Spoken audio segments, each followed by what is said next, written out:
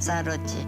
어떻거나 50년 동안 한시 떨어져 본 적이 없으니까 생애 어디도 안 가셔요. 너무 스윗하시다. 집에서만 살았어요. 와, 꽃 심는 닭이 그런 의미였구나. 닭이 이 할아버님을 의미하시고 또 예전에는 서운했으나 지금은 너무 잘해주신다. 100% 잘해주신다. 지금은 건강 잘해.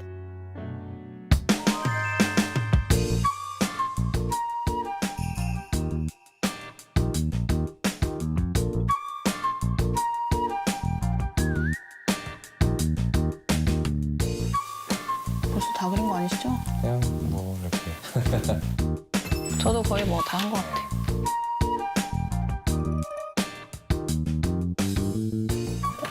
저 다 했어요. 네, 일단 저는 네. 두 분을 표현했습니다.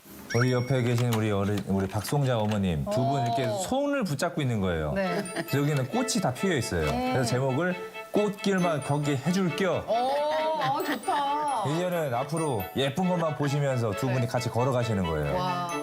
이야, 이거. 잘 보셨어. 예. 이야, 너무 좋아하시는데요? 아, 예. 꽃길만 걷게 해줄게요. 이야. 아, 역시 아티스트. 네. 우리 세범 씨는? 저는요. 네. 저는 아주 심플한데요. 네. 졸라맨처럼 생겼지만. 잠깐만, 이거 청첩장 아닌가요? 요거 할머니시고요. 요거 할아버지. 이거는 신성 씨, 이건 저예요. 네. 할머니는 이제 무한한 사랑으로 한결같이 할아버지를 사랑해 주시고 할아버지는 나중에 이렇게 꽃으로 보답하시고 이런 사랑을 저희한테 가르쳐 주셔서 모든 사람을 다 이렇게 사랑을 포용하게 하는 가르침을 받았다. 이런 의미로 그렸습니다, 저는. 아, 그렇군요. 네. 감사합니다. 아유, 예.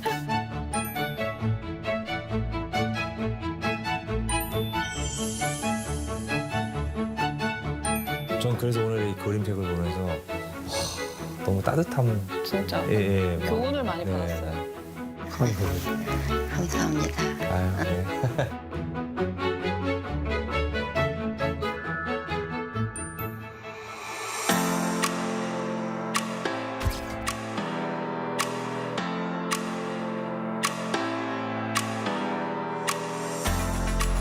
와, 신성 씨, 여기가 정말 부여에서 야경으로는 첫 번째로 꼽히는 야경 명소 북남지입니다. 남지입니다. 네, 어떠세요? 지금 보시니까? 저는 사실 예전에 한번 이곳에 와본 적이 있었어요. 이미 와보셨어요? 네, 근데 네. 그때는 연꽃이 엄청 예쁘게 폈을 때. 그때는 낮에 오셨구나. 네, 낮에 왔어요. 낮에 오셨구나. 저녁에는 또 여기가 굉장히 전혀 다른 모습이잖아요. 네. 운치 있고 이렇게 등도 많고요. 사실 이곳이 우리나라 최초 인공 연못이기도 하고 네. 또 이 조경이잖아요, 따지고 보면. 네. 그래서 일본 조경의 시초이기도 한다고 합니다. 그러니까 백제의 문화를 정말 여기저기에서 또 자랑스럽게 느낄 수 있는 공간입니다. 너무 예뻐요. 네. 정말. 아니, 무왕 때 또 유명한 국남지와 관련된 네. 또 사랑 이야기가 있잖아요. 그 네. 선화공주랑 네, 맞아요. 소동왕자. 네, 맞습니다. 그 무왕의 어렸을 때 이름이 서동이었어요. 네. 네, 서동이 신라에 있는 선화공주가 되게 예쁘다는 소문을 듣고 네.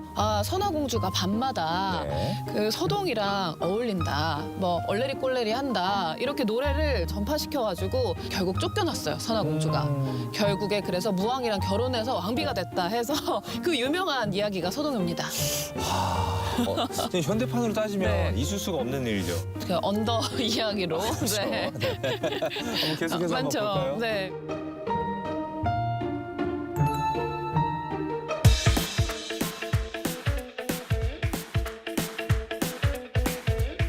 세범 씨, 네. 이거 포릉정에서 그냥 서서 네. 바라만 봐도 너무 예쁩니다. 그렇죠. 그래서 제가 여기 모시고 왔잖아요. 너무 감사드립니다. 오늘 성공적. 혹시 네. 여행은 여기서 끝인 건가요? 절대 아니죠. 지금까지 딱 네. 반 오셨어요. 반이요? 네, 내일 또 있습니다. 이만큼이요. 내일도 혹시 그럼 또 부여인가요? 아닙니다. 내일은 서천으로 갑니다. 네.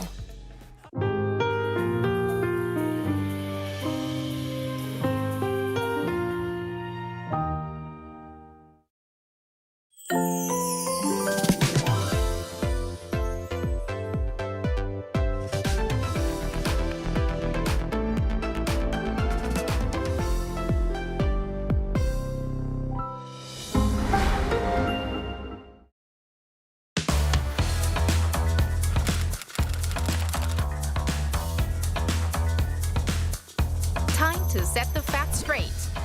Get Korea right.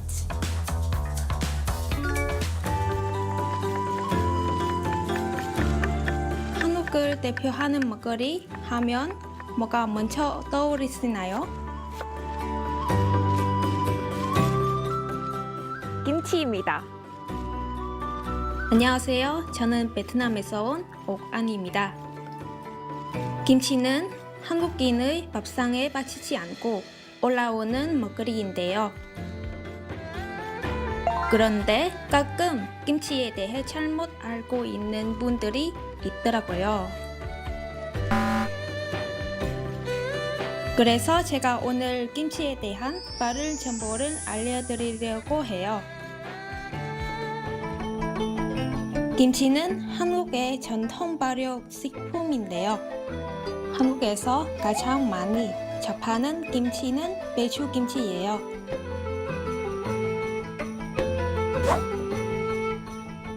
고춧가루, 마늘, 젓갈 등 다양한 양념을 넣어 버무려 발효시키면 맛있는 김치가 탄생합니다.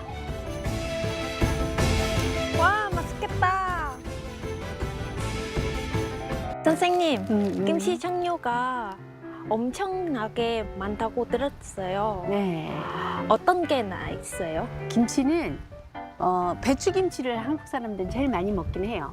뭐 깍두기, 총각김치, 무로 만든 김치가 있고 갓김치, 파김치, 부추김치, 그리고 오이소박이, 열무김치 이런 식으로 모든 채소가 다 김치를 담글 수가 있어요. 김치의 세계는 무궁무진해요. 그래서 김치의 맛은 전국에 어머니 숫자만큼 있었어요. 집집마다 맛이 다 달랐기 때문에 김치가 맵기만 한 줄 알지만 꼭 그렇지 않아요. 고춧가루 들어가지 않은 백김치도 있고요. 물김치도 있고 과일김치도 있어요.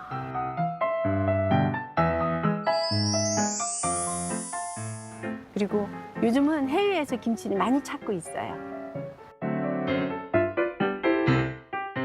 먹어보고 간 좀 봐요.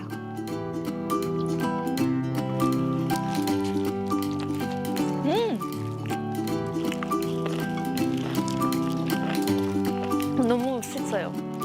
네, 맛있어요.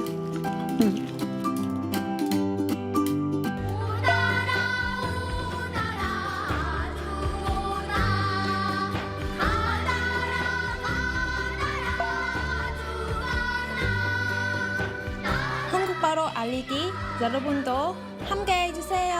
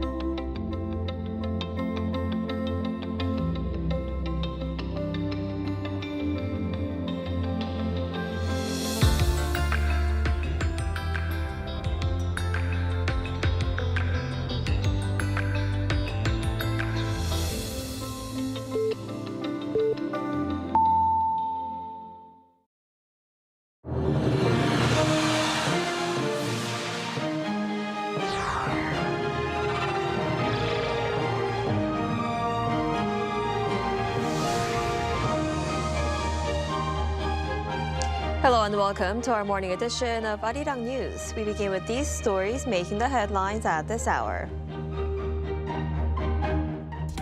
U.S. President Donald Trump has once again threatened to raise reciprocal and auto tariffs on South Korea from 15% to 25%, blaming Seoul's legislature for not implementing a deal struck in October.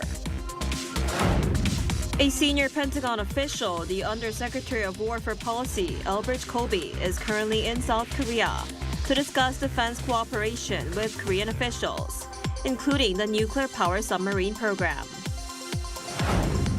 Amid widespread outrage following the fatal shooting of 2 U.S. citizens in Minnesota, the Trump administration says a border czar will be sent to the state this week to lead the immigration crackdown and meet with local officials.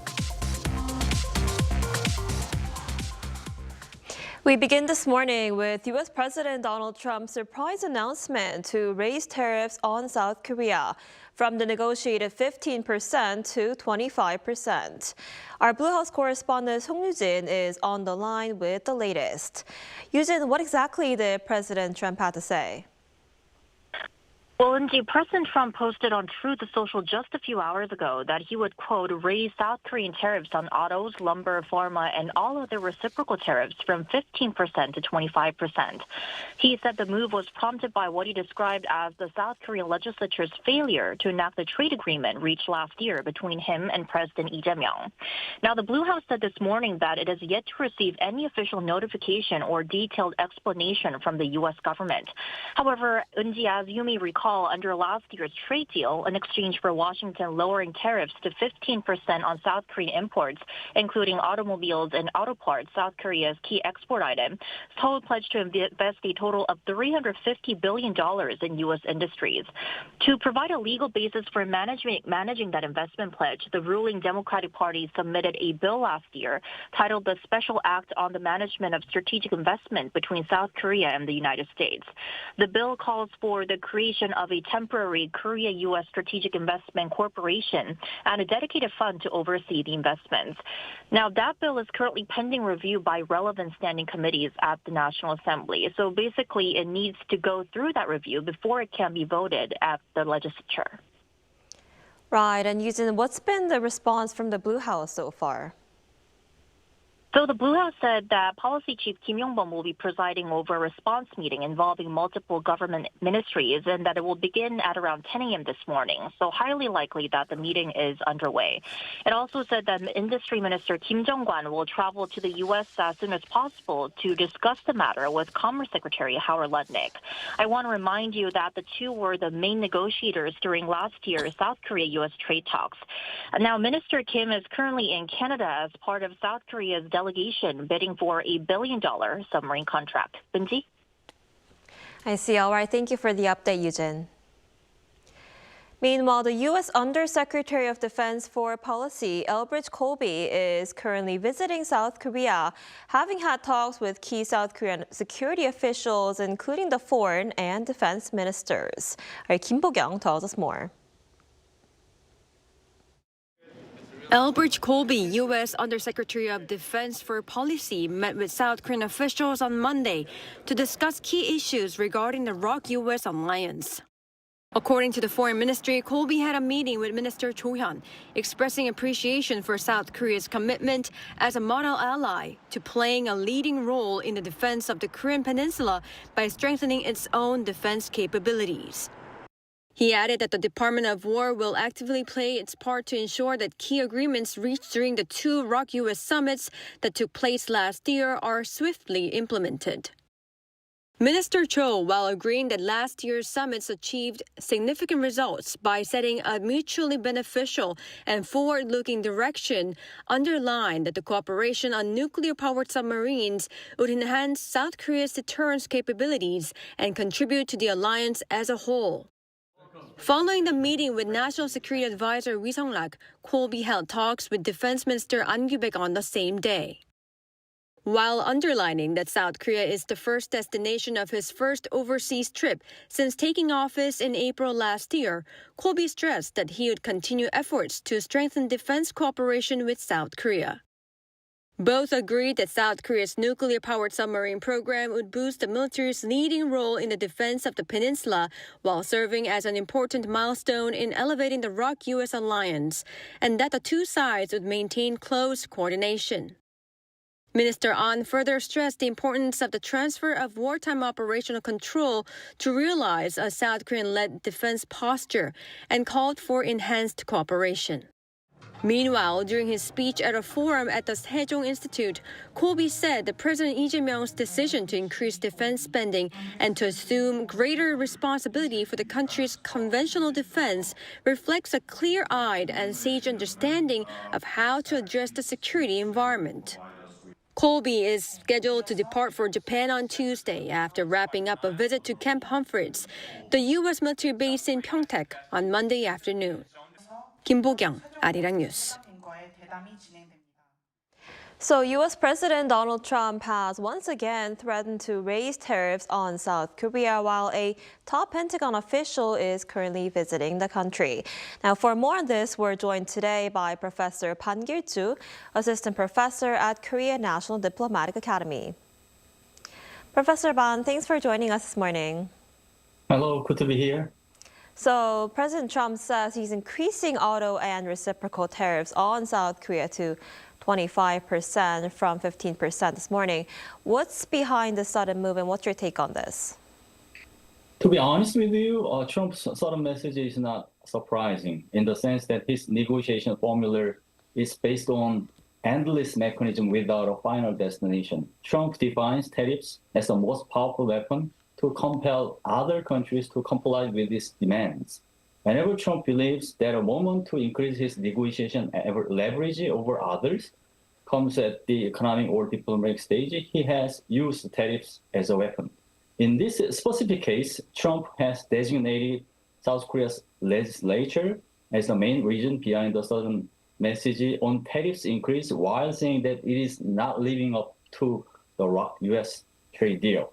The key reason seems to be related to South Korea's recent probe of Coupang, which is an e-commerce enterprise based in the United States, for its massive data leak incident. So Trump's sudden message is intended to send a signal that South Korea needs to make it harder to address the Coupang issue.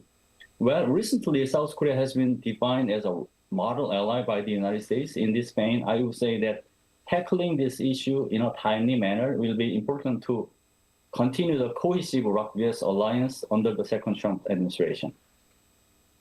I see. And meanwhile, a senior Pentagon official, the Undersecretary of War for Policy, Elbridge Colby, is currently visiting South Korea to discuss cooperation with Korean officials. The Foreign Ministry says Colby expressed appreciation for South Korea's commitment to playing a leading role in defending the Korean Peninsula by strengthening its own defense capabilities. Does this mean the United States is moving further away from a North Korea-focused approach? Well, Undersecretary Colby seems to highlight the division of labor for security on the Korean Peninsula between South Korea and the United States, which means that South Korea serves as a major player to counter North Korea's conventional threats, and the United States focuses more on providing extended deterrence to South Korea under the concept of the NCG, Nuclear Consultative Group. Another reason why Colby praises South Korea as a model ally is that South Korea committed to increasing its military budget to 3.5% of its GDP, as he noted in his speech at the Sejong Institute yesterday. The former is related to South Korea's willingness to be more responsible for security on the Korean Peninsula, whereas the latter is linked to Seoul's material commitment and acquisition of cutting-edge weapons. In particular, South Korea's enhanced role is linked to the planned transfer of wartime operational control from the United States to South Korea. In more detail, under this plan, the highest commander in the future Combined Forces Command is expected to shift from an American general to a South Korean general. Upgrading South Korea's self-help capacity is not only required, but also advantageous when changing international environments are taken into consideration. But at the same time, honestly, the division of labor makes Washington's policy interest move further away from North Korea. Furthermore, the United States could pay much less attention to the key objective of the alliance on North Korea's policy, which is the denuclearization of North Korea. If that happens indeed, it could send North Korea a misguided signal. With this in mind, South Korea needs to step up its policy collaboration with the United States so that South Korea and the United States can be harmonized with the goal of a denuclearized North Korea, and a strong American commitment to its provision of extended deterrence can be guaranteed. I see. And Colby also discussed a nuclear submarine program with Korean officials here. And talks have been underway between, the two sides after Trump granted approval for Korea to build a nuclear power submarine last year. How do you think discussions on this issue will unfold going forward? Well, the joint fact sheet followed by the ROK-US summit talks clearly notes that the United States will cooperate with South Korea for the nuclear-powered attack submarine program. Now is the time to move this task forward to the working level. So, South Korea initiated the pan-governmental task force for the nuclear-powered submarine program. In this situation, since Undersecretary Colby discussed this issue, the United States is expected to be more specific on how to collaborate. For instance, by clarifying organizations on the American side, South Korea and the United States can collaborate more intensively for the advancement of this submarine program. But at the same time, other agencies such as the Department of State and the Department of Energy, beyond the Department of War, needs to be supportive and cooperative for this submarine program. To that end, the White House should serve as a control tower similar to the Blue House. Meanwhile, since the groupthink on non-proliferation remains vigilant in U.S. agencies, South Korea should put more efforts for both governmental diplomacy and public diplomacy so that South Korea can show its strong commitment to non-proliferation in the process of acquiring nuclear-powered submarines. In addition, South Korea needs to bolster its diplomacy with the U.S. Congress in an effort to grapple with possible legal issues. Despite this affirmations quagmire, Colby's positive stance to support South Korea's nuclear-powered submarines is a favorable sign of the more consolidated cooperation between South Korea and the United States. All right, and turning back to the U.S. defense strategy, the newly released Pentagon policy paper, the NDS, does not mention the denuclearization of the Korean Peninsula. Does this suggest a shift in the Trump administration's policy toward North Korea? Well, your question comes down to what makes Washington less interested in the denuclearization of North Korea. Two drivers draw attention. First, America's grand strategy. Second, North Korea's nuclear armament status. First of all, the NDS shows how shifting the United States is its grand strategy in an aim to first tackle the changing international environments, and second, to fulfill its mega dream. To be more precise, the second Trump administration has determined to convert its strategic gravity from hegemony to a sphere of influence, as opposed to the hegemonic strategy, which covers all geopolitical domains, including the Korean Peninsula. The sphere of influence strategy pays lopsided attention to the Western Hemisphere. This Western Hemisphere-oriented strategy compels Washington to stay away from the denuclearization of the Korean Peninsula due to, first, a lack of resources, and second, a lack of profitable gains in dealing with North Korean issues from the standpoint of refigured American grand strategy. Second, North Korea's enhancement of its nuclear program encouraged Washington to shift its policy stance from denuclearizing North Korea to reducing nuclear threats by North Korea. That explains why the second Trump administration calls North Korea a nuclear power quite a number of times. In this regard, it is true that denuclearizing North Korea becomes much harder than before. This means that the ROK-US alliance and the trilateral cooperation between Seoul, Washington, and Tokyo have become more important because these two platforms could be the only architectures for making the United States engage in the denuclearization of North Korea. Meanwhile, interestingly enough, the 2026 NDS shows that the United States has less interest in not only the Korean Peninsula, but also the Indo-Pacific region as a whole, in the sense that the United States defines China as a country for negotiation rather than a military enemy to be defeated by the United States in the possible contingency. This lack of defining China as an enemy is intended for Washington to pay tremendous attention to the Western Hemisphere, which include South America, Canada, and even Greenland.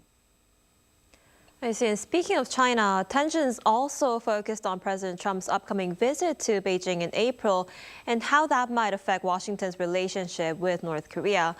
Do you think the United States will be able to show progress toward resuming talks with Pyongyang and Kim Jong-un in 2026? Well, when Trump's offensive diplomacy and military actions like Operation Absolute Resolve on Venezuela are taken into consideration, both positive and negative signs are expected toward resuming talks between the United States and North Korea, more precisely the Trump and Kim Jong-un talks.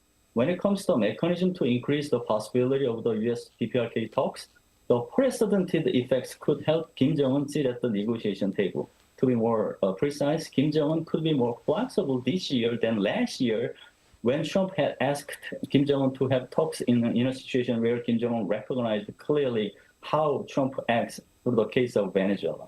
Moreover, Kim Jong-un could think that this time served as a golden opportunity for North Korea to be officially recognized as a nuclear-armed state because the NDS does not know the denuclearization of North Korea. But at the same time, Trump's offensive posture could encourage Kim Jong-un to choose the strategy of an eye for an eye and a tooth for a tooth first, because it helps increase its leverage over the United States, and second, because Kim Jong-un's stern attitude not to comply with Trump's demand makes the domestic audience to rally together against the United States, which helps the Kim regime grip its political power more strongly. Anyhow, Trump seems to have a strong willingness to have talks with Kim Jong-un in April.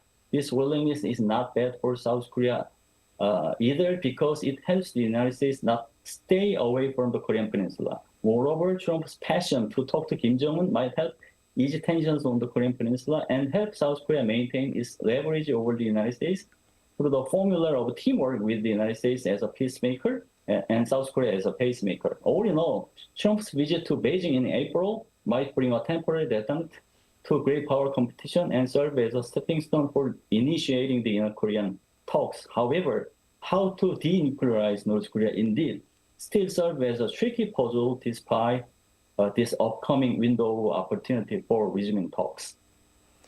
I see. I guess we'll have to see how the meeting plays out in April. All right, Professor Pan, thank you so much for your time and insight this morning. We appreciate it. Thanks for having me.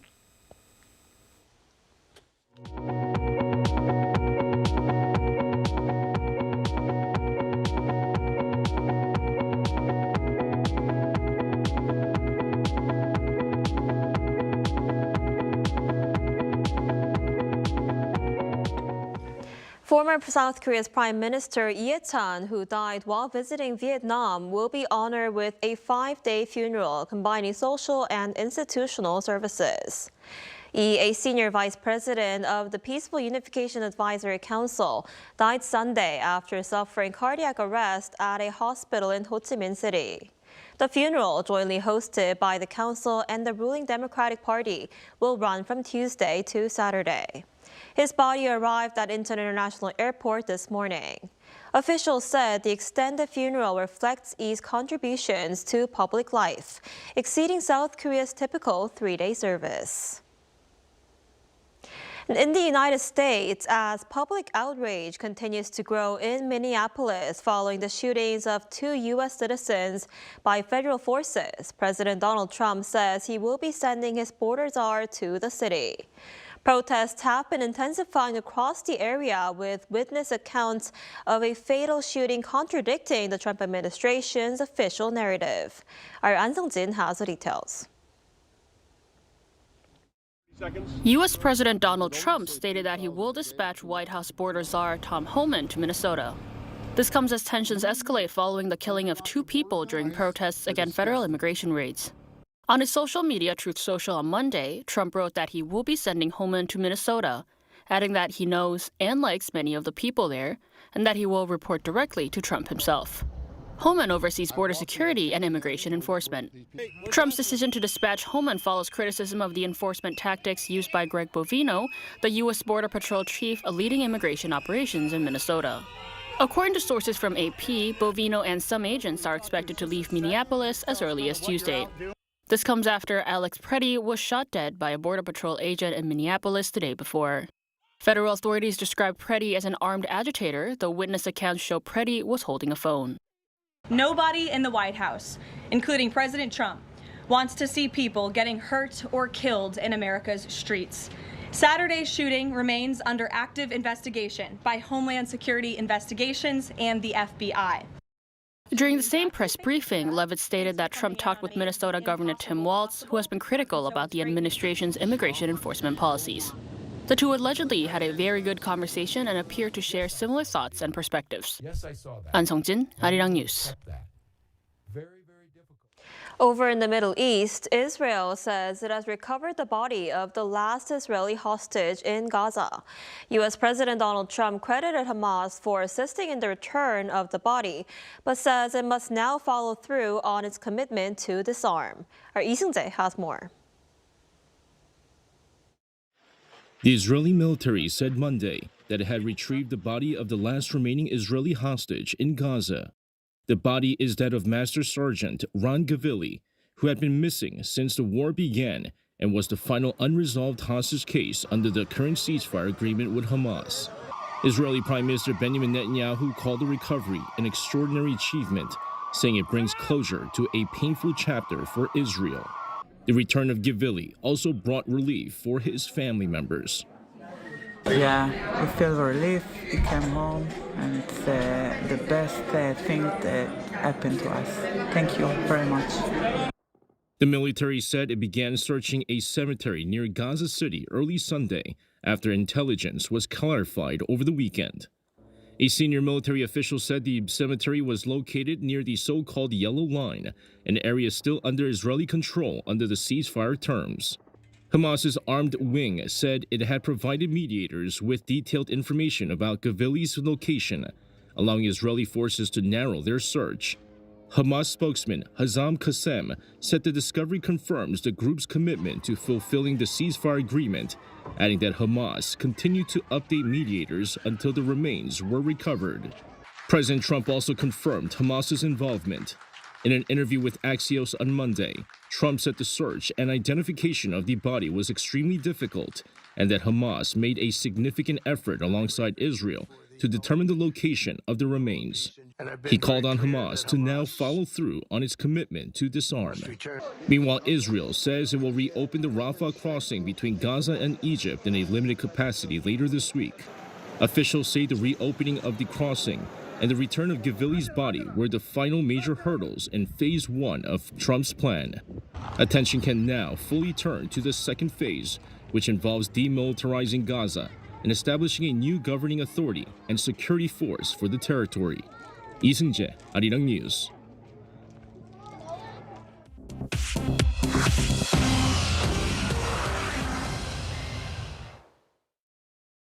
Good morning, I'm Chu Ji-hyun, and this is The World Now. A ferry sank off the southern Philippines early on Monday, killing at least 18 people. Philippine Coast Guard officials report the ship carrying more than 350 passengers encountered technical trouble and tilted over before taking on water near Basilan Island. Rescuers pulled 317 survivors to safety and recovered 18 bodies.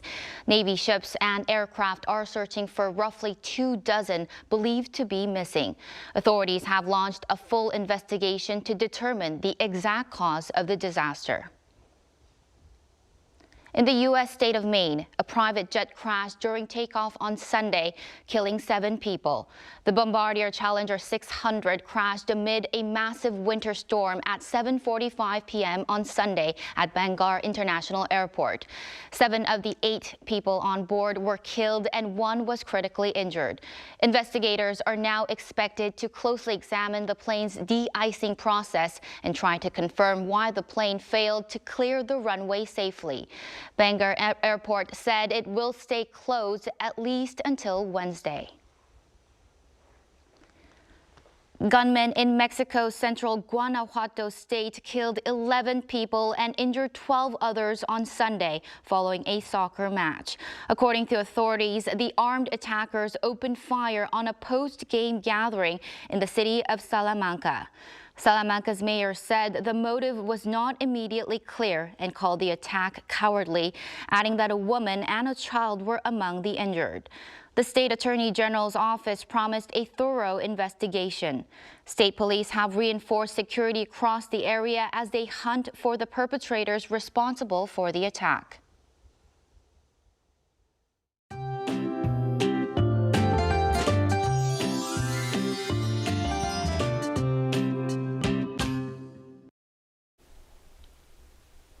Cold air from the north is keeping winter firmly in place. The cold stretch is lingering longer than we'd like. Well, it's not as harsh as last week, but it will still be very cold, especially across the central regions.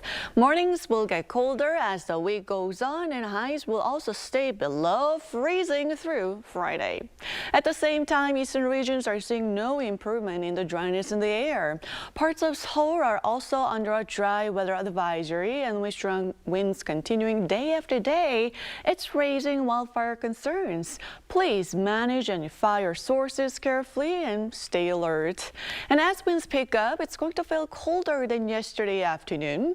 Seoul will be getting up to just -2 degrees Celsius. Daegu topping out at 5 degrees under sunny skies in most parts of Korea. Temperatures should return to season norms over the weekend, and next week we'll finally get a break from the deep winter chill. Now that's all we have for this morning. Arirang News will be back at noon Korea time. Thanks for watching.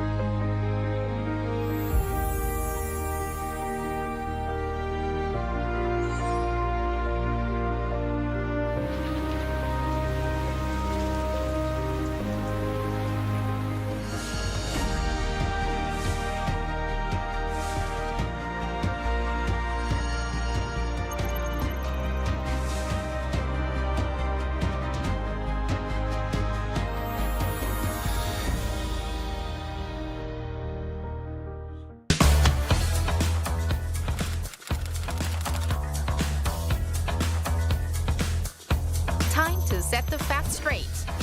Get Korea right. K-culture is sweeping the globe. K-pop, K-drama, K-movie, K-food, and even K-beauty. Korean cultural content is gaining more and more fans worldwide. It's indeed the golden age of K-culture. But with this growing interest comes an increase in misinformation about Korea. There's so much inaccurate information out there. Even AI can sometimes get it wrong. So, we must set things straight and correct all the misinformation. So here's the plan.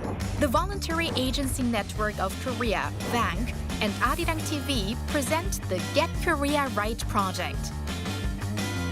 Our goal is to provide accurate information on important keywords that come to mind when we think of Korea. Blatant errors and false claims that distort history. It's time to set the record straight, sharing the true history and culture of Korea while raising the national brand. Let's get started with Get Korea Right. Are you ready to join?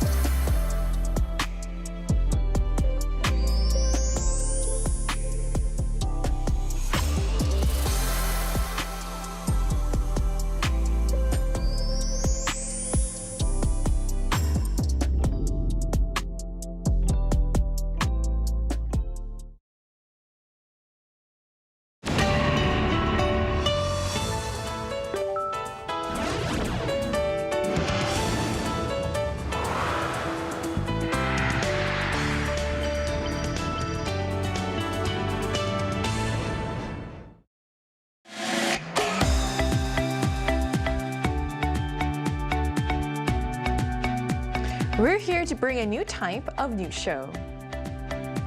New insights, new styles, and new topics every day. We are News Generation.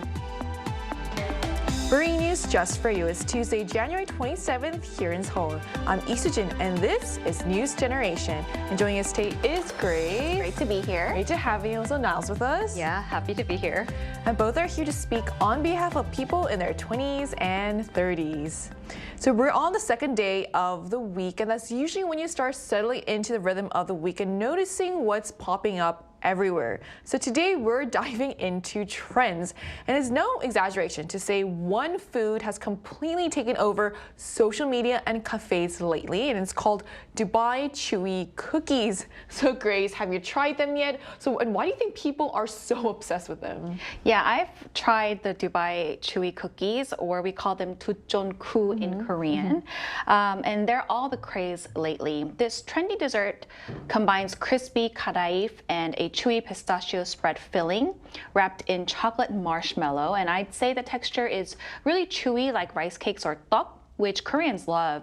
And then plus you get this crunchy texture from the kadaif filling that make it all the more unique and all the more delicious. The only downside is that it's around $5 to $6 for a single piece, so it is quite pricey.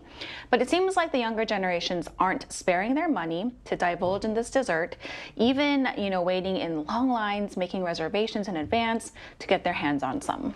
As you saw on the screen, they're also very small, so it's quite pricey considering the size of it. And there's also like a lot of variations I've noticed. Like I've had one, like a gelato, Dubai chocolate chewy gelato, and those are also quite expensive, but they're so good though. So delicious. What are your thoughts on this trend? You know what? I actually looked into it though, but the original cost of making this is so high that sometimes it comes out to maybe like 4,700 Korean won. I see. So it being $5 maybe, it's not super overpriced is what experts say, but I've had it too.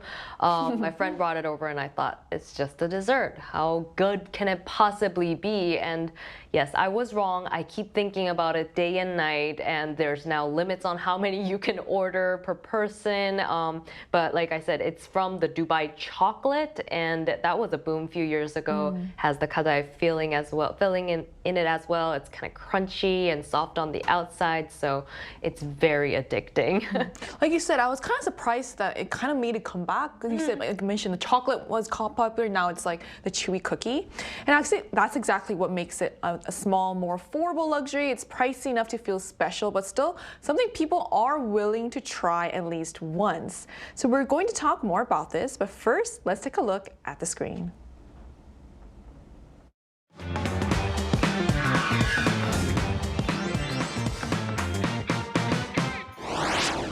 When a trend takes off, it's almost impossible not to want to be part of it, even when you know it won't last forever. And items like Dubai Chewy cookies haven't just gone viral, they have become must-tries. What many of these trends have in common is the price. They're expensive, but not to the point of being unattainable. Today on News Generation, we take a closer look at this type of consumption, why affordable luxuries have become a defining trend among the younger generation, other trends that have gained popularity, and whether this trend is spreading beyond Korea. As we just saw in the video, smaller, more affordable luxuries are everywhere, from what we eat to how we treat ourselves, especially among younger consumers. So let's start there. Grace, so why do you think small luxury spending has become such a defining trend among young people? Well, the sluggish economy and unemployment crisis among millennials and Gen Z have made it difficult to purchase expensive luxury goods. And on top of that, the weak Korean won and high exchange rates are also making overseas travel more difficult than before. And because of this, there's a growing preference among younger generations for smaller, more premium products that aren't as extravagant as big luxury goods, but that still offer a sense of satisfaction. So that idea really stands out, especially at a time when economic uncertainty and high prices make bigger purchases feel a bit out of reach. So building on that, Naya, how do obviously prices and emotional factor, have an impact on how people are making their spending decisions? Yeah, absolutely. I think Grapes mentioned the economic hardships that we're all going through. So spending $5,000 on a luxury bag versus $5 on a luxury dessert, I mean, it seems more affordable, more approachable, and the whole feel-good economy aspect of it, the trend among the millennials and Gen Z, it really matches up with the spirit of, I think, hashtag YOLO is out now, but it has been the basis of this generation because we want to do things that really satisfy our emotions over the actual cost effectiveness of it, but we're saying that we value our emotions and the current state of happiness over the long term of it. Right, and that's a great point. It's not about owning something expensive, but about how a purchase makes you feel in the moment. So beyond viral food items, so what are some other examples of small luxuries we're seeing people buy, Grace? Actually, during the Christmas and holiday season, cakes from high-end hotel chains were really popular. And while cakes in normal, typical bakeries here in Korea cost around 30,000 to 40,000 won, these limited-time hotel bakery cakes can cost 10 times as much at over 300,000 won. And despite the high cake prices, lots of people still submitted their pre-orders for these luxury cakes. And I'd also like to mention that it's strawberry season here in Korea. So hotels are starting to offer strawberry buffets, and this has now become like this seasonal event held every winter and early spring. And admission is around $100 per person, but due to the high volume of visitors, reservations are required in advance, especially on weekends. The fact that it's hard to make reservations is insane considering the price of these things. It's interesting how these experiences are also often seasonal or limited, which seems to make them feel even more special and worth the price. So now, are there other categories where this small luxury trend is becoming more evident? Right. So rather than buying luxury items like the bags that I mentioned that cost several million won, consumers are more interested in purchasing the smaller luxury, like in cosmetics, that can be purchased for maybe tens of thousands of won instead. And in Korea, the market for premium cosmetics like high-end lipstick or perfumes is steadily growing. Let's take a look at this graph. Imports on perfumes and cosmetics were valued at $66,700 per ton back in 2021, but it rose to $71,300 by 2024. So that shows an increase of 7.4%. And the rise in ton value is due to the growing preference of people preferring these high-end fragrances and smaller cosmetics rather than going for the bigger luxury items. And expensive alcoholic beverages are also in, like whiskey and brandy, popular amongst the young generation. But it's interesting because millennials and Gen Z are known to drink a little less in comparison to the older generation, but they actually do purchase a lot more of the expensive. So quantity, quality, so maybe quality is what we value. I'm glad you mentioned cosmetics because I'm also kind of guilty of following this trend because I find this like to be a decent gift because you can still give them a really nice high-end gift, and it's still somewhat comparatively more affordable. Yeah. Right. So what's interesting is that while young consumers are often described as spending less overall, they're clearly willing to pay more for quality, meaning, and personal satisfaction. So it shows how consumption today is driven less by quantity and more by experience and emotion. So to take a closer look, we asked viewers on the Arirang News YouTube channel, why do people choose to spend on small luxury items? So here's what the results showed. The largest share of respondents, 35%, said they are drawn to small luxuries because they want luxury brands but can't afford larger purchases. This was followed closely by 33% who said quality matters more than quantity. And 21% cite the appeal of guaranteed satisfaction, while 11% said they spend on small luxury simply because it's a trend. So what stands out here is that the results largely line up with what we've been talking about, how affordability doesn't always mean compromise anymore. For many, small luxuries are a way to access quality and brand value without the burden of big purchases. So to get a first-hand experience, we're going to talk to someone in Korea who has made such purchases. And that conversation will take place right after the break, so don't go anywhere.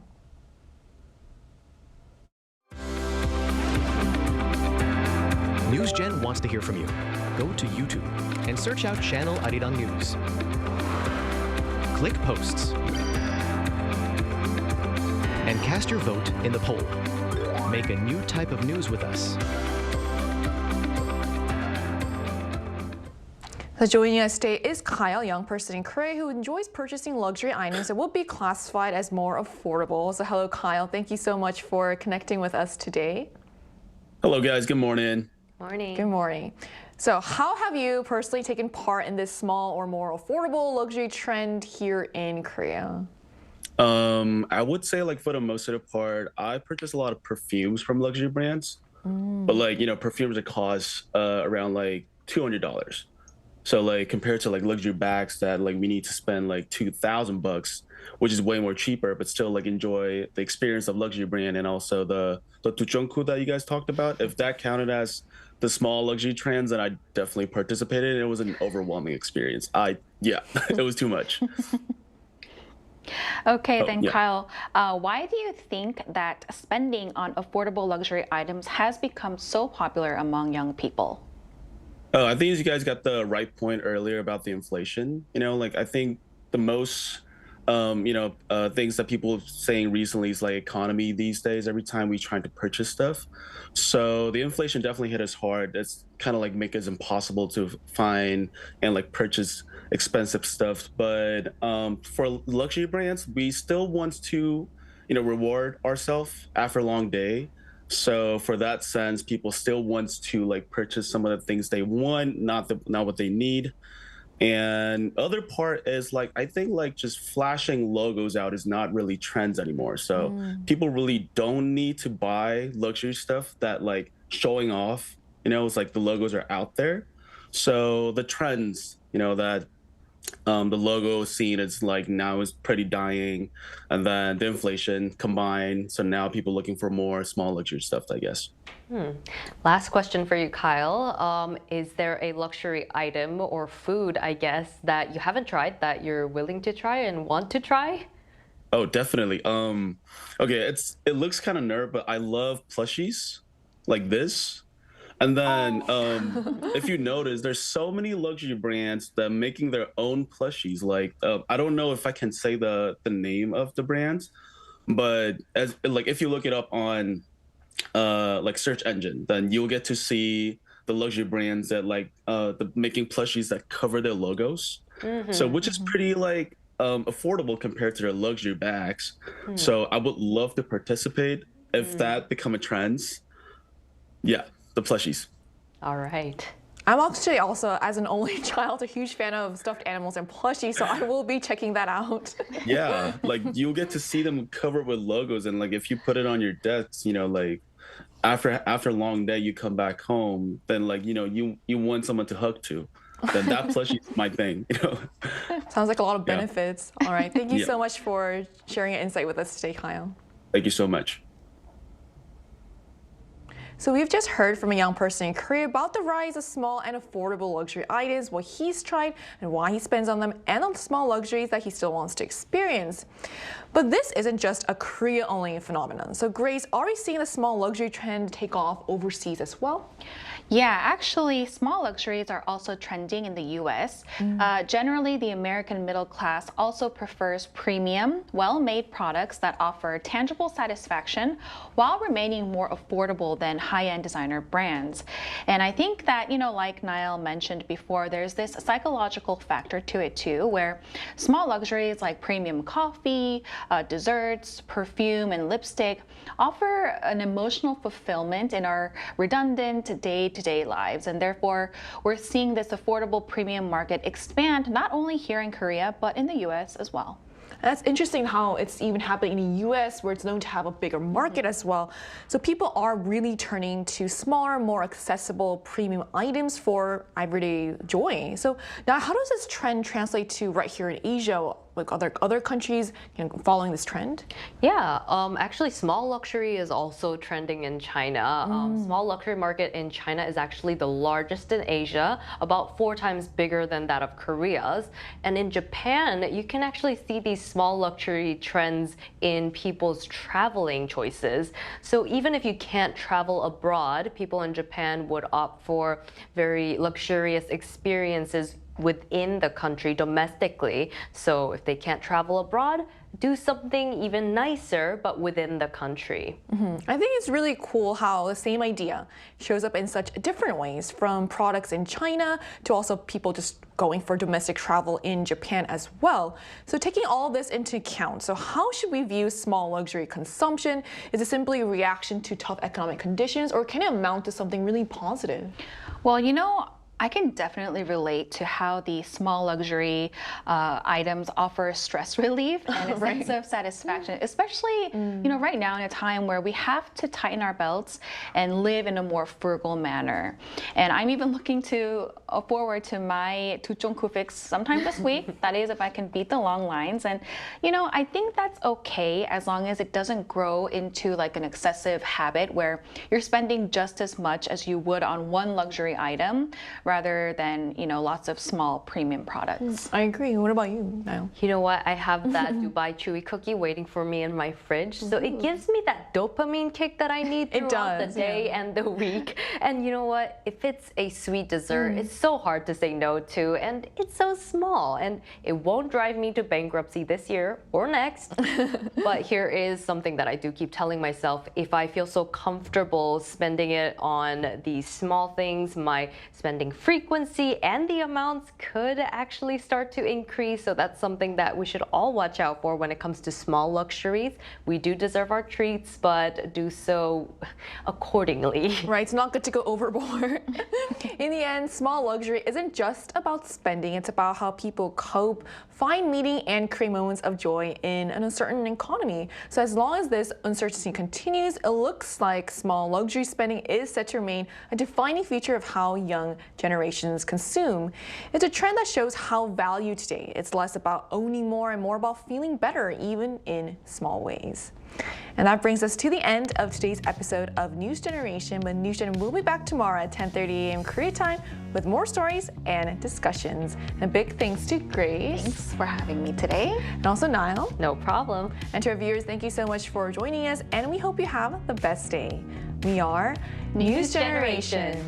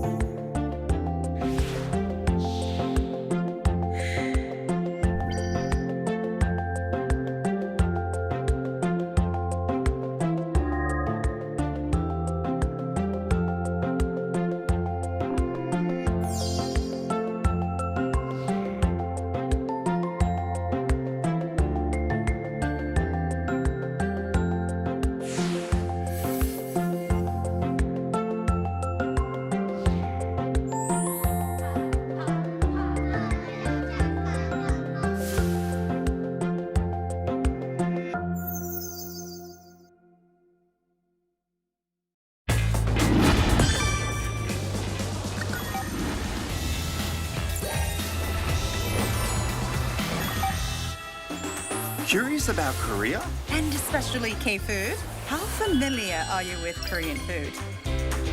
The sea on 3 sides, a mountainous terrain, and 4 distinct seasons. Thanks to these conditions, Korean cuisine bursts with diverse and unique flavors. Do you prefer sweet or spicy? A meat lover or a seafood connoisseur? Can't decide? There's got to be something here that you like. For Koreans, rice is foundational. It's a staple and the centerpiece to all meals in Korea. There's bibimbap, rice mixed with vegetables, gukbap, rice in hot soup, and kimbap is the demand around the world. For me, it's noodles over rice. Korea has amazing noodle dishes. Chuy ramen and cold naengmyeon to blow away the heat. A meat lover here, pork, beef, chicken, I like them all. Did you know that bulgogi is listed in the English dictionary? There's also the famous chimek, chicken and beer, which is the best combo for a night out with friends. Surrounded by the sea on 3 sides, Korea has a great selection of seafood, from raw fish to piping hot seafood soups. It's mouth-watering just talking about it. The 2 pillars of Korean condiments, gochujang and soy sauce. Ooh, what do you prefer? Gochujang. I like anything made with gochujang. In general, Koreans love spicy food. I prefer the soy sauce base. There's something about the salty and sweet that hits the right spot. I think even those who are trying Korean food for the first time will really like it. But that's not all. We can't leave out the street food. If you're in Korea, it's a must-try. They are both treats for your eyes and mouth. How about it? Mouth-watering, right? Korean food, you've got to try it. Discover a whole new world of flavors.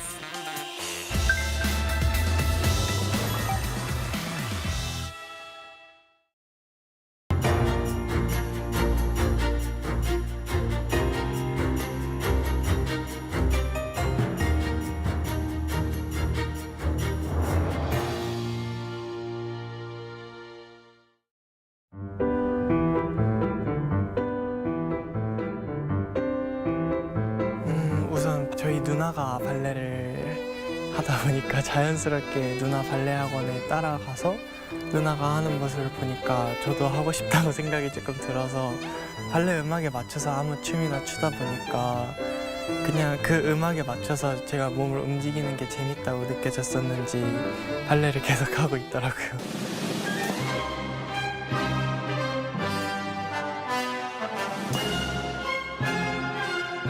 나이가 좀 어릴 때 제가 가진 장점이 무엇인지도 모르고 아예 제가 가진 단점도 모를 때 발레를 시작했다 보니까 제일 큰 문제가 이제 평발이었던 것 같아요. 평발이다 보니까 발레를 할 때 쥐가 조금 많이 나는 편이라 그거를 견뎌가면서 춤을 계속 춰야 했던 거 그게 가장 극복하기 힘들었던 것 같고요. 제가 다리가 다른 친구들보다 조금 두껍다고 해서 제 다리를 조금 싫어했었는데 근데 이제 로잔에 갔다 오고 나서 오히려 제 다리에서 나오는 파워풀한 힘이 좋았다고 해주시는 분들도 있다는 걸 느껴가지고 그 2개가 가장 극복하기도 힘들었고 기억에 남는 것 같아요. 프릭스티 로잔이라는 콩쿨 자체가 학생들 사이에서는 가장 크고 의미 있는 콩쿨이다 보니 제가 그 로잔 영상을 보면서 자라왔기 때문에 그 무대에 서서 제가 춤을 췄다는 것 자체가 엄청 인상 깊었던 것 같아요. 제가 걸어왔던 길, 이게 맞는 방법일까? 근데 그런 의구심을 다 없앨 수 있게 제가 가는 길이 맞았다라는 거를 확인시켜줬던 것 같아요. 그래서 그런 감정이 들어서 조금 감격스러웠던 것 같아요. 한 배역에만 잘 할 수 있는 명수가 아니라 어떠한 배역을 받아도 다 넣어서 소화해낼 수 있는 그런 스펙트럼이 넓은 명수가 되고 싶습니다.